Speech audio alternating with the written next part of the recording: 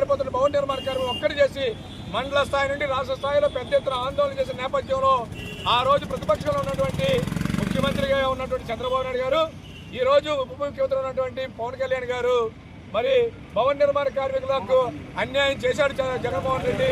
కాబట్టి మా ప్రభుత్వం వస్తే తప్పకుండా భవన నిర్మాణ కార్మిక సంక్షేమ బోర్డుని పునరుద్ధరిస్తాం. పెండింగ్ లో ఉన్నటువంటి గత ప్రభుత్వం నిలుపు చేసినటువంటి నిధులన్నింటినీ కూడా కార్మికులకు అందజేస్తాం. మేము యథావిధంగా కార్మిక చట్టాల ఉల్లంఘన లేకుండా అమలు చేస్తామని ఎన్నికల సందర్భంలో హామీ ఇచ్చారు.